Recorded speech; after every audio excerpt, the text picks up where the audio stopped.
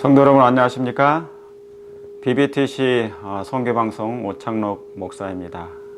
안녕하세요. 하나님 사랑하는 모든 분들과 함께 이 부족한 소자가 또 이렇게 하나님의 말씀을 이렇게 방송을 통하여서 전하고 그리고 또 영적인 교제를 통해서 우리 예수님의 재림을 맞이하는데 조금이나마 도움이 될 수 있도록 이런 시간을 좀 준비했습니다. 이 시간에 제가 이제 성경 공부를 좀 하기를 원합니다. 제가 자연스럽게 할 거니까요. 편안하게 들으시고 또 보실 분들은 보시길 바랍니다. 아무쪼록 이 시간 하나님의 성령께서 우리의 마음을 진리의 생명수의 그 놀라운 길로 인도해 주실 것을 이 시간 저희가 간절히 마음으로 사모하고요. 여호와는 나의 목자시니 내가 부족함이 없으리로다. 그가 나를 푸른 초장에 누이시고 그랬지 않습니까? 그가 나를 푸른 초장에 누이시며 쉴만한 물가로 인도하시는도다. 지금 이 시간 사랑하는 성도 여러분, 이 시간 저와 함께 푸른 초장으로 함께 가시지 않겠습니까? 이 시간 그래서 그 푸른 초장에서 하나님께서 주시는 그 아름다운 신선한 생명의 말씀을 같이 나눴으면 좋겠습니다. 성경에 있는 말씀이 굉장히 많이 있는데요. 정말 감동적이고 은혜스럽고 놀라운 말씀들이 있는데 그 중에 제가 한 말씀을 찾아서 같이 은혜를 나누고자 합니다. 시편 65편에 있는 말씀입니다. 이 시간 하나님의 성령께서 내 마음에 그리고 여러분 마음 가운데 임하여 주셔서 하나님의 우리 예수님의 아름다운 모습을 이 시간 명상하는 시간이 됐으면 좋겠습니다.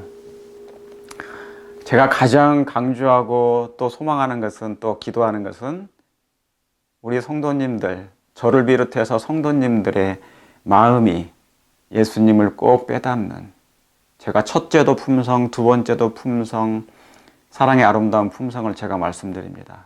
고린도전서 13장의 사랑장이 우리 안에 지연되길 바랍니다. 누구의 은혜로요? 성령의 은혜로, 그리스도의 은혜로.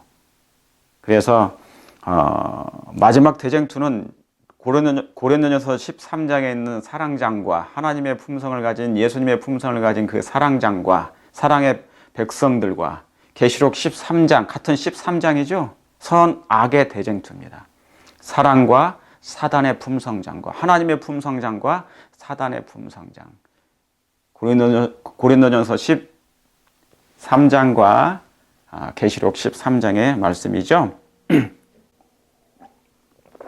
제가 비염이 있기 때문에 이렇게 중간에 제가 이렇게 물을 좀 마셔도 양해해 주시길 바랍니다.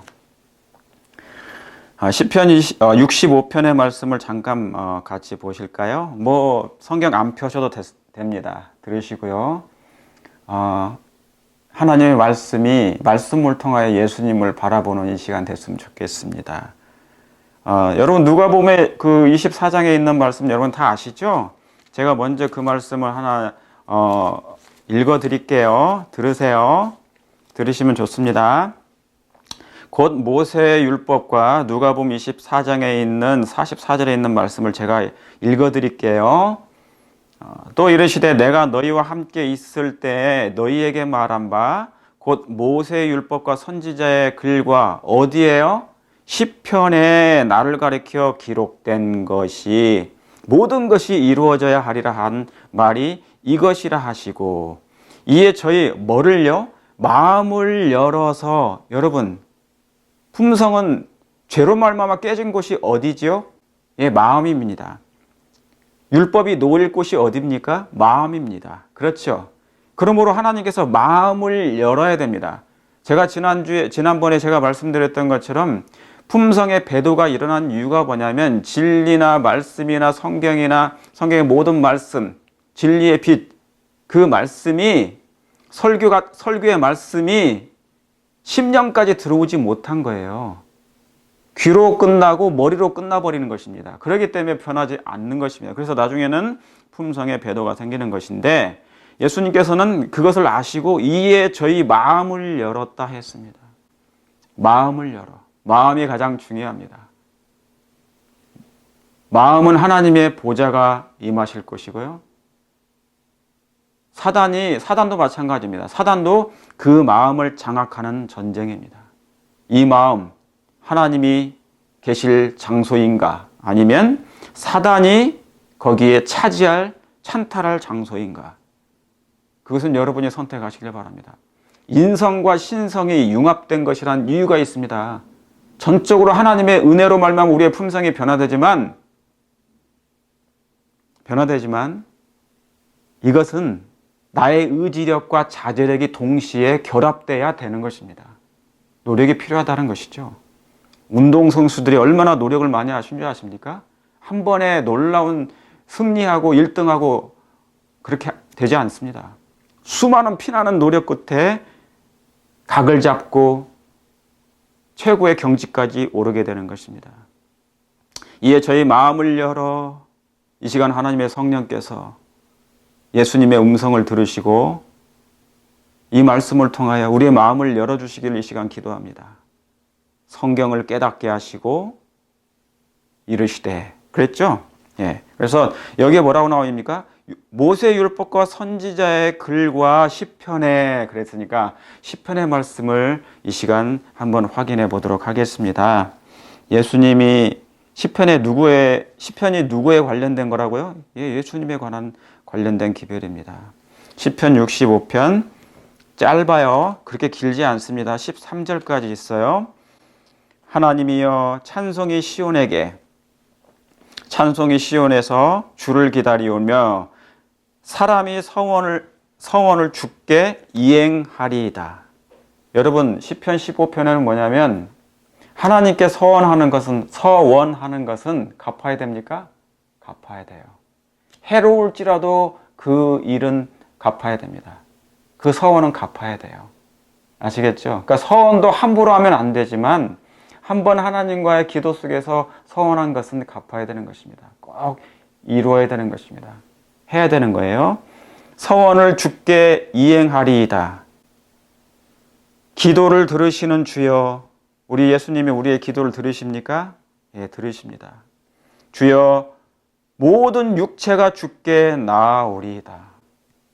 여러분 예수님께 항상 나가십니까? 예수님을 만나기를 정말 원하시고 그분을 보고 싶어서 그분을 사모해서 나가십니까? 예, 그분을 꼭 그분 앞에 가까이 나아가시길 바랍니다. 죄악이 나를 이기었사오니 우리의 죄가를 주께서 사하시리이다. 죄악이 나를 이기면 어떻게 돼요? 가장 먼저 가슴 아픈 분이 누구시죠? 우리 예수님이십니다. 죄악이 나를 이기버리면 그렇죠? 죄가 선으로 악을 이겨야 되는데 악이 선을 이겨내면 내 마음속에 선이 밀려나는 거잖아요. 그 말은 뭐냐면 하나님이 밀려나는 거예요. 그러면 나를 지배하고 장악하는 게 누굽니까? 사단이고 악인 것이죠. 악의 영향인 것이죠. 그러면 가장 먼저 슬퍼하시는 분이 누구냐면 하나님 아버지예요. 우리가 자녀들이 아파할 때 가장 많이 아파하는 사람이 누굽니까? 본인도 있겠지만 부모님이 그걸 쳐다보는 부모의 마음이 더 가슴 아픈 것입니다. 죄악이 나를 이겼사오니 우리의 죄과를 주께서 사하시리이다. 주께서 택하시고, 하나님께서 우리를 택하셨습니까? 주께서 택하시고 가까이 오게 하사. 여러분 신명기 7장에 보면 그 말씀이 있어요. 신명기 여러분 다 뭐 찾으셔도 되고 안 찾으셔도 되지만 한번 제가 읽어드릴 테니까 한번 들어보세요. 하나님이 우리를 언제 택하셨는지 신명기 7장에 보면 6절에 너는 여호와 내 하나님의 성민이라. 하나님의 거룩한 백성이라 그 말이죠. 내 하나님 여호와께서 지상 만민 중에서 70억 인구 중에서 내 하나님 여호와께서 지상 만민 중에서 너를 자기의 기업의 백성으로 여기 뭐냐면 택하셨나니 그랬어요. 그래서 신명기 32장 9절에 있는 말씀은 여호와의 분깃, 여호와의 몫은 자기 백성이라 했어요. 얼마나 감사합니까? 하나님의 몫이 뭐라고요? 분깃이 뭐라고요? 자기를 따르는, 자기를 섬기는 그 백성이라는 것입니다. 자기 백성이라. 하나님께서 우리를 택하셨다는 거예요. 여호와께서 너희를 기뻐하시고 너희를 택하심은 너희가 다른 민족보다 수요가 많은 연고가 아니라 너희는 모든 민족 중에 가장 적으니라. 사랑하는 성도 여러분, 이 땅에 70억 인구 중에 하나님의 백성들, 신실하게 주님의 길을 걸어가는 어린 양이 어디로 인도하든지 따라가는 사람이 얼마나 있을까요? 그 숫자가 많기를 원합니다. 그러나 하나님의 백성은 참으로 적습니다. 하나님께서 적은 무리를 택하셨어요. 그 적은 무리를 택하시고 거기에 빛을 비추셔서 어둠을 몰아내시고 거기에 하나님의 보좌가 임하시도록 하신 거예요. 여러분 마음에 빛으로 어둠을 쫓아냈습니까? 그러면 그 자리에 분명한 어떤 자리가 생길 거예요. 그게 하나님의 보좌입니다. 그때부터 성령께서 임하신 거예요. 하나님의 왕국이 시작된 것입니다. 성령의 은혜의 왕국이. 그래서 시편 65편 다시 돌아가서 주께서 택하시고 나 같은 죄인을 택하셨다니 놀라운 일 아닙니까? 저는 생각해봐도, 이것만 생각해봐도 너무나 놀랍습니다. 하나님이 나 같은 사람을 택하시고 나 같은 죄인을 택하시고 정말 더럽고 추하고 불결한 이 죄인을 택하셔서 쓸데 하나도 없는데 쓸모 있는 나를 택하신 게 아니에요. 쓸모없는 나를 택하셔서 하나님이 다듬으셔가지고 깎으시고 쪼개시고 정과 끌과 칼과 검으로 망치로 다듬으셔서 하나님의 거룩한 도가 되게 하시는 것. 그렇게 하시려고 하는 거예요. 우리를 택하신 이유가 뭐라고요? 하나님께 영광을 돌리게 하려고. 우리 하나님이 얼마나 좋으신 하나님이신지를 알게 하시려고. 주께서 택하사 가까이 오게 하사. 하나님이 우리를 택하셔서 우리를 가까이 오게 하신 거예요. 우리는 잃어버린 자, 부모 없이 사는 옛날에 하나님 없이 살았던 고아처럼 살았는데 하나님이 가까이 오사 우리를 택하신 거예요. 나랑 같이 살자. 그래서 우리를 양자로 삼으신 거 아닙니까? 그래서 여러분 하나님의 마태복음 1장 23절에 이 말씀이 있죠. 하나님이 우리와 함께 하심이라. 임마누엘 하나님. 여러분 사랑의 하나님은 우리와 함께 하기를 원하십니다. 그분은 가까이 항상 우리 곁에 있기를 원하십니다. 그게 사랑의 본질이에요. 사랑의 본질은 떠날 수가 없어요. 그리고 사랑이 많은 사람은 항상 아쉽습니다. 아쉬워해요. 더 아쉽습니다. 사랑이 많은 쪽이 항상 뭐예요? 더 아쉽기도 하고 더 많이 사랑을 베풀고 더 많이 눈물도 많이 흘리고 더 많이 가슴 아파해요. 예. 항상 그를 곁에 가까이 두게 하려고 하는 하나님의 마음입니다. 주께서 택하사 가까이 오게 하사 주의 뜰에 거하게 하신 사람은 복이 있나니. 주의 뜰에 거하게 하신. 여러분 성소를 한번 상상해 보세요. 성소에 보면 동쪽에 문이 있고 그 다음에 뭡니까? 들어오면 바로 뭐가 있어요? 오자마자 보이는 것이 번제단이에요. 그게 뜰입니다. 물두멍이 있고. 그렇죠. 거기서 양을 잡고 번제단에서 제물을 드리는 거예요. 그래서 불로 이제 뭡니까? 피를 쏟고 난 다음에 다 소멸하죠. 뜰에서 가장 중요한 게 뭐냐면 번제단이에요. 그 번제단에서 가장 중요한 게 뭡니까? 나무를 벌려놓고 그 위에 그 제물을 바치는 것, 양을 바치는 거예요. 그 양이 왜 죽습니까? 나를 대신하여 그 양이 대신 죽는 것입니다. 그분이 누구신데요? 세상 죄를 지고 가신 하나님의 어린 양이로다 그랬습니다. 그러니까 주의 뜰에 거하게 하신 사람은 복이 있다 했습니다. 사랑하는 성도 여러분, 십자가 그 번제단에 여러분 들어와 계십니까? 그 뜰에 계십니까? 우리 예수님 곁에 가까이 계십니까? 우리 예수님이 우리 때문에 그 세상 뜰에 오셨지 않습니까? 이 지구는 하나의 뭐냐면 유대 땅은 세상 뜰이었어요. 지상 성소는 하나의 뜰이었습니다. 예수 그리스도께서, 예수님께서 우리를 너무너무 사랑하셔서 하나님 아버지께서 사랑의 결정체, 최고의 사랑이신 예수님을 당신의 가슴을 보내셨어요. 당신의 심장을 보내셔서 이 뜰에 있게 하신 것입니다. 왜요? 가까이 오게 하시려고. 뜰에 거하게 하신 사람은 복이 있도다. 임마누엘, 하나님이 우리와 함께 하시다. 사랑은 함께 하는 거예요. 사랑은 떨어져서 살 수 없습니다. 그분의 본성이 사랑이기 때문에 그분은 우리가 떠나가도, 등을 돌리고 예수님을 떠나가도 그분은 우리를 더 따라오시는 분. 우리가 그 다음에 뭡니까? 주께서 택하시고 가까이 오게 하사 주의 뜰에 거하게 하신 사람은 복이 있나이다. 우리가 주의 집 곧 주의 성전의 아름다움으로 만족하리이다 그랬어요. 뭘로요? 주의 집, 주의 성전의 아름다움으로 만족하리이다.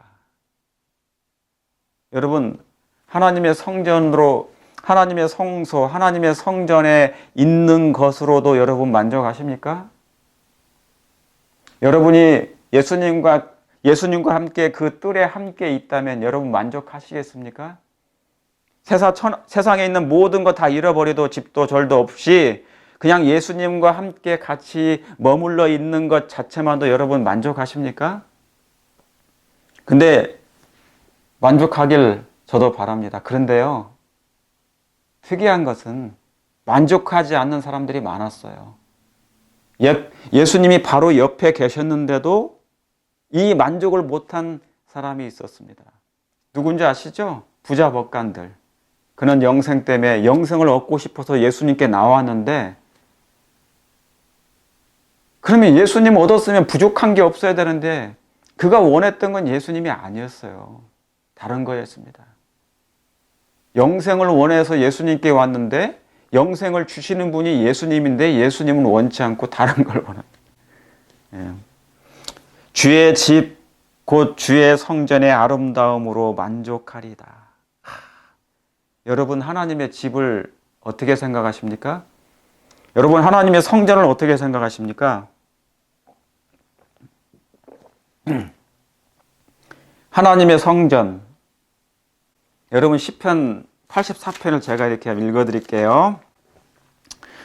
84편 1절에 보면 만군의 여호와여, 주의 장막이 어찌 그리 사랑스러운지요. 내 영혼이 여호와의 궁전을 사모하여 쇠약하며. 여기 이렇게 놀라운 말씀이 있어요. 내 마음과 육체가 생존하시는 하나님께 부르짖나이다. 여기 뭐라고 나와 있다고요? 만군의 여호와여, 주의 장막이 어찌 그리 사랑스러운지. 여러분, 고라가 이 시편을 쓰거나 다윗이 이 시편을 썼을 때 그 성전, 주의 집을 바라보고 그걸 사모하는 거예요. 주의 성전, 주의 집, 주의 성전의 아름다움을 보고 만족했대요. 여러분, 오늘날 여러분이 교회를 보고 그 건물을 보고 만족한 적이 있으십니까? 옛날 이스라엘 백성들이 예루살렘 성전의 건물을 보고 금으로 단장한 그 아름다운 성전을 보고 그들은 만족했나요? 아니에요. 진짜 성전이 뭔데요? 지상에 임하신 그 성전이 누구십니까? 다윗과 고라는 성령의 감동하심을 입어서 그 예수님을 만난 거예요. 그 아름다운 성전이신 예수님, 너희가 이 성전을 헐라. 내가 사흘 만에. 여러분, 성소를 지은 이유가 무엇입니까? 성전이 왜 있습니까? 왜 백성 가운데 그 장막을 친 것입니까? 하나님이 우리와 함께 하시고자 장막을 곁에 치고자 한 것입니다. 사랑은 잃어버린 자를 놓을 수가 없는 거예요. 그 다윗은 그 성전의 아름다움을 봤어요. 인성을 취하시고 겉모양은 초췌하게 우리와 똑같은 인성을 취하셨지만 그가 보았던, 다윗이 보았던, 계시 속에 보았던 그 성령의 감동하심으로 보았던 우리의 원래 성전이신 예수님은 그 마음속에 너무너무 아름다웠던 것입니다. 만군의 여호와여, 주의 장막이 어찌 그리 사랑스러운지요. 내 영혼이 여호와의 궁전을 사모했다 그랬어요. 너무너무 사모하다 못해 뭐예요? 쇠약해버린 거예요.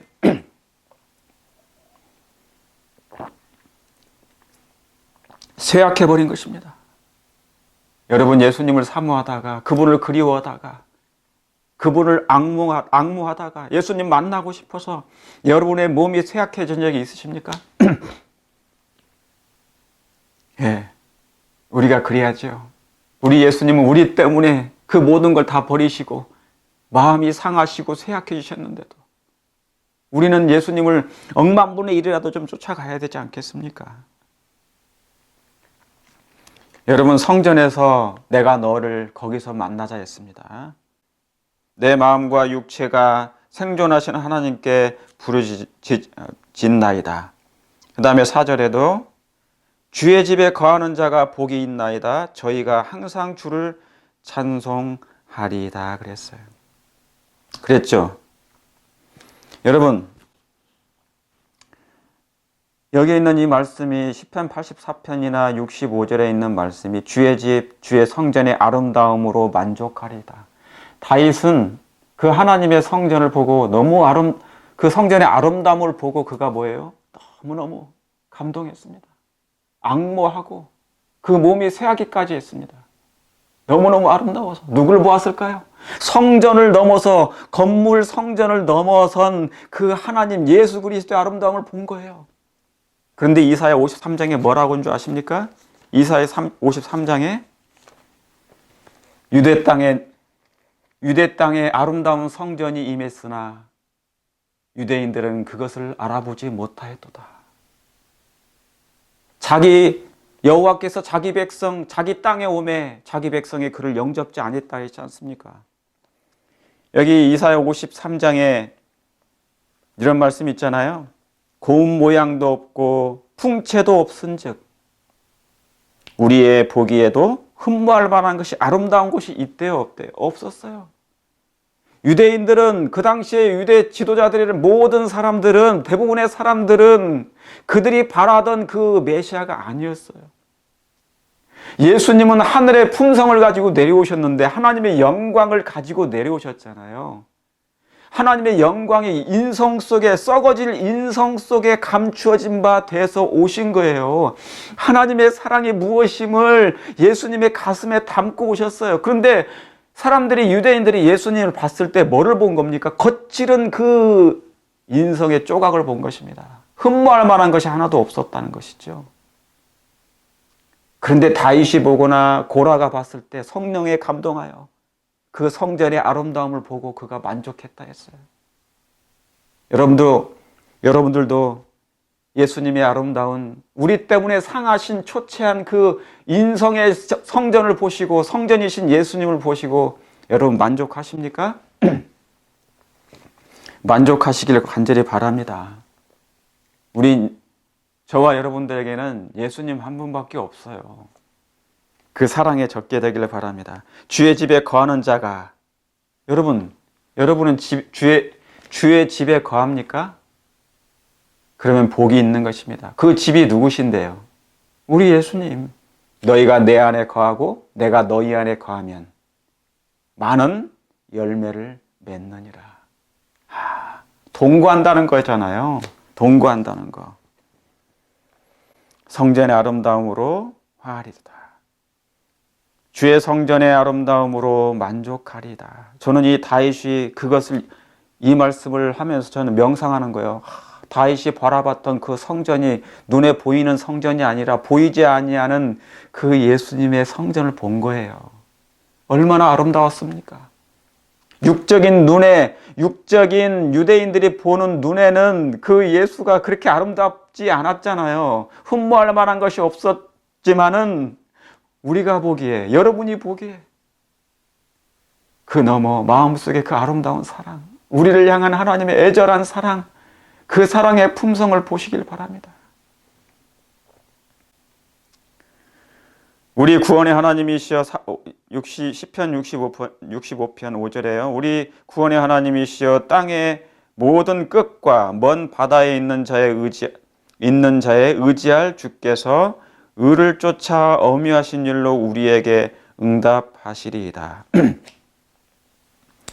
여기에 9절에도요. 땅을 권고하사 물을 대어 심히 윤탁하게 하시며 하나님의 강에 물이 가득하게 하시고 이같이 땅을 예비하신 후에 저희에게 곡식을 주시나이다. 참 놀라운 말씀이 여기 다 기록되어 있습니다. 땅 끝에 거하는 자가 주의 징조를 두려워하나이다. 여러분 누가복음 21장에 1월 성신의 징조가 있다 했죠? 여러분 다가올 징조를 여러분이 어떻게 생각하십니까? 두렵습니까? 나중에는 그런 많은 1월 성신의 징조로 말미암아 사람들이 기절한다고 그랬어요. 두려워서. 여러분 땅 끝에 거하는 자입니다. 우리 모두가. 이 마지막 남은 백성들, 하나님을 믿는다고 하는 사람들은 지금 땅 끝에 거하고 있습니다. 이제 재림이 곧 가까우고 있잖아요. 주의 징조를 두려워하십니까? 계시록 14장의 첫째 천사의 기별이 뭡니까? 하나님을 뭐 하라고요? 두려워하고 그에게 영광을 돌리라. 두려워한다 그 말은 죄를 뭐 하라는 거예요? 죄를 두려워하라는 것입니다. 하나님이 가장 미워하는 것 중에 하나가 죄밖에 없어요. 죄를 품은 사람은 두려워하게 되어 있습니다. 그러므로 예수님께 그런 사람은 예수님을 찾고 또 찾고 또 찾고 또 갑니다. 주님을 찾기를 바랍니다. 우리 예수님을 의지하고 찾기를 바랍니다. 좀처럼 변화되지 아니하는 품성이 내 안에 있는 이 품성이 변화되길 원합니다. 그분을 바라보면 그렇게 돼요. 여기 하나님의 강에 물이 가득하게 하시고 그랬어요. 여러분 하나님의 강이 뭘까요? 하나님의 강이 뭘까요? 치유의 강 생각나십니까? 생명수의 강 생각나십니까? 에덴에서 물이 나온 거 기억나십니까? 에덴에서 강이 흘러나왔지 않습니까? 하나님의 강에 물이 가득하게 하시고 지금은 성령의 강의 시대입니다. 하나님의 성령의 강에 물줄기가 흘러서 땅을 예비해요. 여러분 우리의 마음의 땅이 이 하나님의 강에 의해서 가득 채워지고 성령의 물이 가득 채워지고 그러므로 땅이 예비되면 내가 너희를 위하여 예비하러 가노니 내가 그 나라를 예비하면 내가 다시 오신다 했지 않습니까? 땅을 예비하시는 일, 우리의 품성을 예비하시려고 하시는 거예요. 하나님의 강에 물이 가득하게 하시고 그럼 얼마나 아름답겠습니까? 여러분 하나님의 교회 안에 하나님의 물이 가득한 것은 성령이 충만하다는 것입니다. 여러분 우리 교회 그리고 우리 개인의 삶이 성령의 충만한 물이 차오르고 있습니까? 그렇게 되길 간절히 바랍니다. 그런 사람은요 품성이 변해 있어요. 자신도 모르게 하나님의 은혜로 젖어 있기 때문에 품성이 변할 수밖에 없습니다. 예수님을 닮는 거겠죠? 그래서 땅을 예비하신 후에 저희에게 뭐를 주신다고요? 곡식을 주시는도다. 곡식을 주시는도다. 땅이 예비가 안 되면 곡식이 안 나오지 않습니까? 그렇죠? 우리의 마음의 땅이 곡식이 되려면 처음에는 싹이요. 마가복음 4장에 있는 말씀처럼. 다 여기가 뭡니까? 예수님의 사랑장이에요. 예수님의 사랑 때문에 생기는 것이고 예수님의 은혜 때문에 예수님의 능력 때문에 우리의 모든 모나고 거친 품성이 변화되는 것입니다. 그래서 물을 여기에 뭐라고 써 있습니까? 10절에 주께서 밭고랑에 물을 넉넉히 대사. 여러분 밭고랑에 물이 넉넉히 되지 않으면 기근이 오잖아요. 물이 없으면 기근이 옵니다. 그러면 땅에서 뭡니까? 밭에서? 당연히 자라지 못하죠. 자라지 못할 것입니다.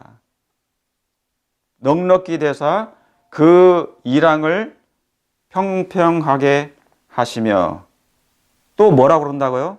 담비로 부드럽게. 담비로 부드럽게 하시고 또 그 싹에 복 주시나이다 그랬습니다. 네, 담비로 부드럽게 하사. 여러분, 우리의 품성이 언제 변할까요? 우리의 마음이 언제 부드럽게 되겠습니까? 평생 신앙하고 평생 교회 다니고 평생 성경 보고 평생 말씀 듣는데 품성은 여전히 거칠고 광야 같습니다. 얼마나 거친지를 몰라요. 얼마나 날카로운지 몰라요. 성경 지식은 너무너무 많은데 마음은 여전히 뭡니까? 밭고랑이 물이 없는 거예요. 말라 비틀어져 있는 것입니다. 그래서 사람들에게 뭡니까? 은혜가 되지 못한 거예요. 성경 지식은 많은데 품성에 변화되지 않으면 사람들을 상처를 주지 않겠습니까? 그러므로 담비로 부드럽게 하시고 싹에 복을 주시나니. 처음에는 싹이요 이삭이요 곡식이라더라. 담비로 부드럽게 하사. 에스겔 11장 19절에 뭐가 부드럽게 하는지, 우리의 마음을 부드럽게 해주는 것이 무엇인지 한번 보시겠습니다. 제가 읽어드릴게요. 이 말씀만 하고 오늘 말씀 마치겠습니다. 에스겔 11장에 19절에 내가 그들에게 일치한 마음을 주고 그 속에 새 신을 주며, 뭐를 줘요? 새 신을 주며 그 몸에서 굳은 마음을, 여기 굳은 마음이죠? 그 몸에서 굳은 마음을 제하고 부드러운 마음을 주어서. 그러니까 성도 여러분, 하나님의 거룩한 성령께서, 하나님의 성신께서, 하나님의 영께서 우리의 마음에 임하시면 우리의 몸에 굳어진 품성의 결함들이, 죄된 성향들이, 기질들이 좀처럼 변화되지 않는 이 마음들, 왜 이럴까요? 굳은 마음을 제하고 부드러운 마음을 주어서. 여러분이시여, 성령 하나님은 예수님과 함께 영원 전부터 함께 하셨던, 함께 하신 하나님이시기 때문에 예수님의 품성을 어떻게 예수님과 같은 품성을 어떻게 창조하실지 너무너무 잘 아시는 분이에요.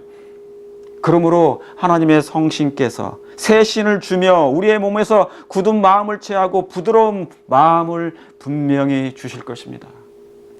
성령께 의지하시길 바랍니다. 성령을 모시길 바랍니다.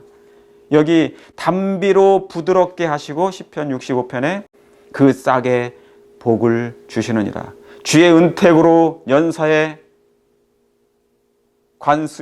관수시우나니 주의 길에는 기름이 떨어지며 들의 초장에도 떨어지니 작은 산들이 기쁨으로 띠띠었나이다.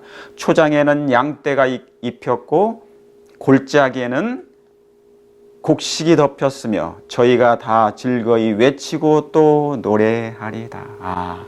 하나님의 은혜와 능력으로, 하나님의 사랑으로 말미암아, 하나님의 그 은택으로 말미암아, 하나님의 담비로 말미암아, 하나님의 그 강에 물이 가득 채워짐으로 말미암아 주의 집을 사모하는, 주의 집을 뭐라고 써있습니까? 주의 집, 곧 하나님의 성전의 아름다움을 보고 만족하는 그런 사람은 이렇게 아름다운 열매, 풍성한 열매, 곡식으로 열매를 맺고 양떼가 입힐 만큼 아름다운 에덴이 회복되는 것입니다. 사랑하는 성도 여러분, 시편 65편에 있는 말씀을 통하여 여러분 은혜 많이 받으셨습니까? 예수님은 우리를 너무너무 사랑하십니다. 하나님은 우리를 너무너무 사랑하십니다.